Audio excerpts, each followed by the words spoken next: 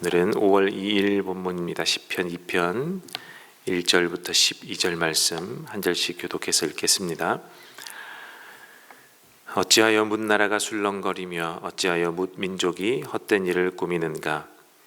어찌하여 세상의 임금들이 전선을 펼치고 어찌하여 통치자들이 음모를 함께 꾸며 주님을 거역하고 주님과 그의 기름 부음 받은 이를 거역하면서 이르기를 이 족쇄를 벗어 던지자, 이 사슬을 끊어버리자 하는가. 하늘 보좌에 앉으신 이가 웃으신다. 내 주님께서 그들을 비웃으신다. 마침내 주님께서 분을 내고 진노하셔서 그들에게 호령하시며 이르시기를 내가 나의 거룩한 산 시온산에 나의 왕을 세웠다 하신다. 나 이제 주님께서 내리신 칙령을 선포한다. 주님께서 나에게 이르시기를 너는 내 아들, 내가 오늘 너를 낳았다. 내게 청하여라. 뭇나라를 유산으로 주겠다.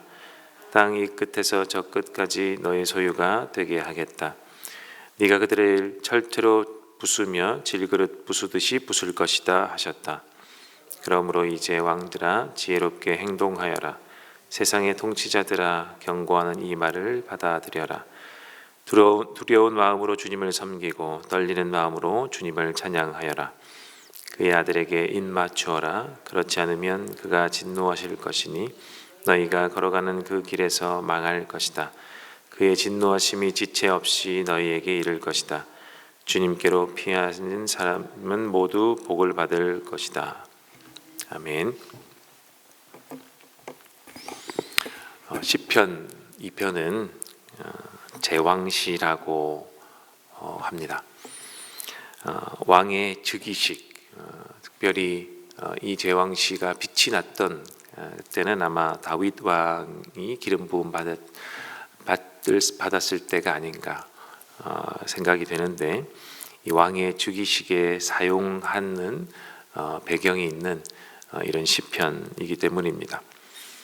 그런데 사람 왕뿐 아니라 신적 존재들의 수장으로 계시는 하나님께서 즉위하신다는 신위의 신적 존재를 동시에 나타내는 것으로 이 유대인들은 보았습니다. 사람 왕뿐만이 아니라 신들의 왕이신 하나님께서 즉위하신다. 그래서 제왕시라고 이름을 붙여 놓았습니다. 그래서 이 시를 낭독할 때가 되면 단순히 시를 그냥 한 사람이 나와서 밋밋하게 낭독하지 않았겠죠. 이 모습을 생각하시면 될 텐데, 방파레를 울리고 그리고 군대도 도열해 있고 또 백성들도 환호성을 지르면서 이 시편을 낭독되었을 것입니다.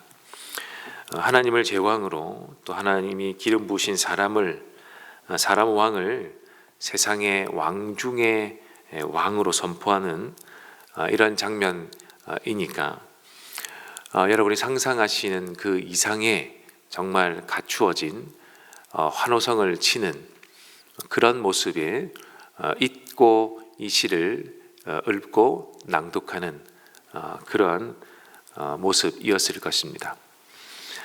정말 일국의 대통령도 취임식을 하는 것을 여러분이 여러 장면을 통해서 보셨을 텐데, 그처럼 성대하게 하는 것과 비견한다면 우리 하나님께서 왕으로 즉위하시는, 그리고 하나님께서 기름 부어 세우신 왕이 즉위할 때는 이보다 더 큰 영광스러운 자리가 아니겠습니까? 그래서 더 성대하게 치루어졌을 것이라 생각이 됩니다. 그러면 왜 이 시편이 이 이스라엘 백성들에게 필요했을까? 필요했으니 이 시편이 2편, 적어도 이 앞쪽에 배치되었을 텐데 왜 이 시편이 필요한가를 한번 생각해 보면 좋겠는데요. 하나님께서 이렇게 세상을 구원하시기 위한 왕이다, 왕의 왕이다, 이런 것을 이 백성들에게 보여주기 위함이었습니다. 왕 중의 왕이신 하나님이시니까 이 하나님이 사람 왕보다 먼저 이 백성들을 지키시기 위해서 왕 위에 즉위하신다. 그 하나님께서 이 사람 중에 왕, 이 백성들의 왕을 임명하시고 기름 부으신다 라는 것을 이 백성들이 알 필요가 있었기 때문입니다. 그래서 왕 중에 왕이신 하나님께서 사람 왕을 세우시고 그 왕을 통하여 이 하나님의 나라를 하나님께서 택하신 이 나라를 운영하시고 경영하시고 통치하시는데, 이 사람 왕은 그러면 누구의 명령을 받들어 이 나라를 경영하고 통치해야 하겠습니까? 당연히 왕 중에 왕이신 하나님, 먼저 이 모든 온 세상과 열방의 왕으로 등위하신 이 하나님의 명령을 받들어 통치해야 하는 것이 당연하겠죠. 그래서 이 사람 왕은 하늘의 왕이신 이 하나님의 통치를 받으면서 하나님의 말씀대로 이 백성들을 통치해야 한다. 왕 중에 왕이 계시니까 그래야 한다라는 것이죠. 그렇게 할 때 어떻게 될까요? 구약에서 보면 하나님께서 복의 복을 더해 주시는 것입니다. 왕에게 복의 복을 더해 주시고 이 왕은 하나님의 말씀대로 이 백성들을 통치하게 되는 것이죠. 그래서 우리가 보아왔듯이 구약 백성들을 통치하는 왕 중에 하나님의 명령대로 하나님의 말씀대로 통치하는 왕이 나타나면 이 백성들 그리고 이 나라가 흥왕하게 되었죠. 그러나 반대로 그렇지 않은 왕이 나타날 때는 하나님께서 징계하시기도 하고 이 나라를 다른 이방 나라에 이렇게 넘어가게도 하셨습니다. 그런데 결국은 어떻게 되느냐? 실패하고 말죠. 사람 왕이 실패하고 맙니다. 그래서 이 하나님의 나라가 계속해서 이방 나라의 포로가 되기도 하고 급기야는 이 나라가 사라지기도 하죠.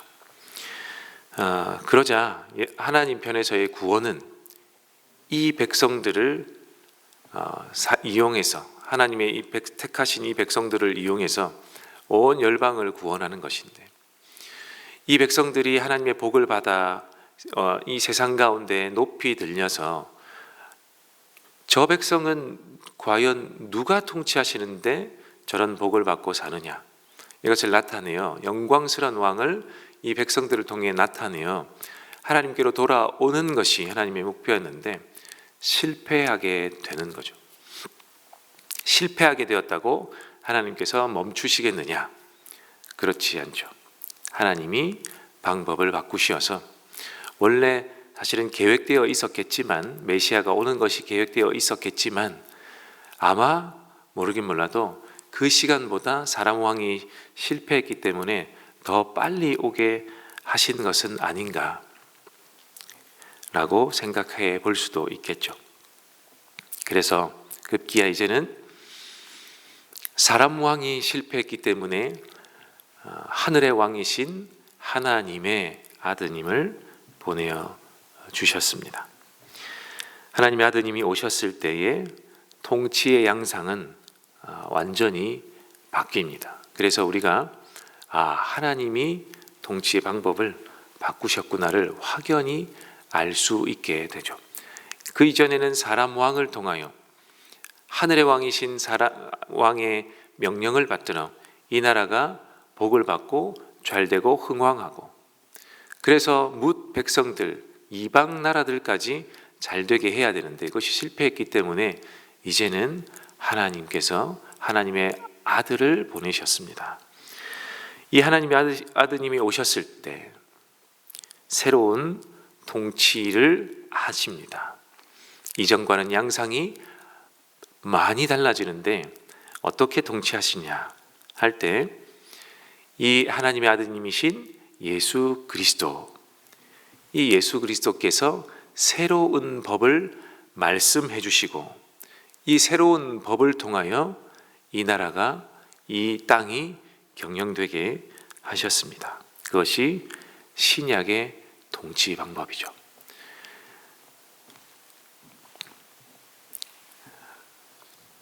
크게 차이 나는 것은 무엇이냐? 구약은 하늘에서부터 주신 하나님의 명령대로 이 땅을 통치했다면 신약은 아래에서부터 시작됩니다. 아래에서부터 하나님이 이 땅으로 오셨기 때문에 땅에서부터 시작되는 그 말씀, 그 예수 그리스도께서 하신 말씀으로 이제는 통치하게 되는 거죠. 그래서 아래로부터의 구원이 시작됩니다. 그 아래부터 구원이 어떻게 퍼져나가느냐? 사랑으로 시작되는 통치가 되는 것이죠. 그래서 양상이 완전히 바뀝니다. 예수 그리스도의 사랑을 입은 사람들이 이제는 사랑의 공동체를 이루고 이 공동체의 머리이자 왕이신 예수 그리스도를 세상에 드러내는 방법.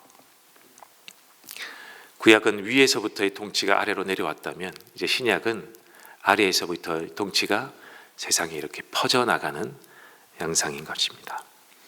그렇게 예수 그리스도의 복음을 드러내는 것으로 사랑의 공동체가 모여 사랑을 드러내고 이 사랑을 통하여 예수 그리스도의 복음이 드러내는 이 방법으로 신약의 통치의 양상은 바뀌었습니다.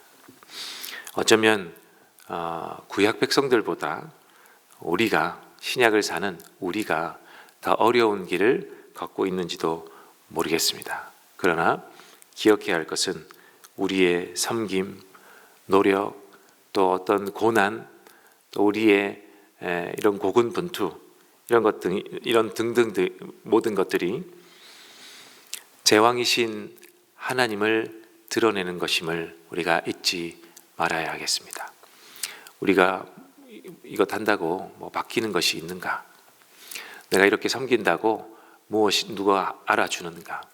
이렇게 생각하는 것이 아니라 내가 하는 조그만 섬김이나 조그만 노력들이 아니면 또 때로는 조그만 견딤들이 제왕이신 하나님을 드러내는 방법임을 우리가 잊지 말아야겠습니다. 왜냐하면 신약은 아래에서부터 퍼져나가는 예수 그리스도의 통치를 이렇게 드러내는 시대이기 때문에 그렇습니다.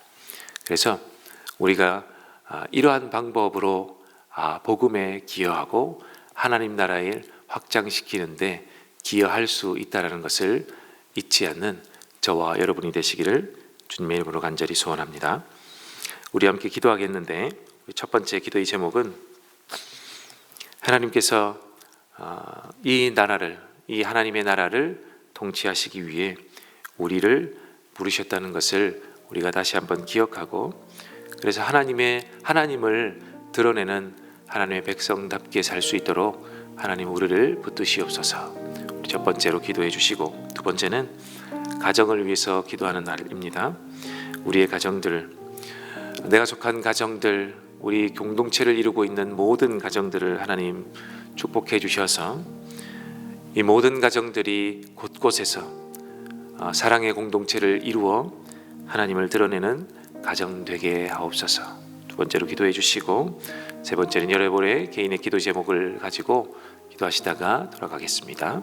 함께 기도합니다.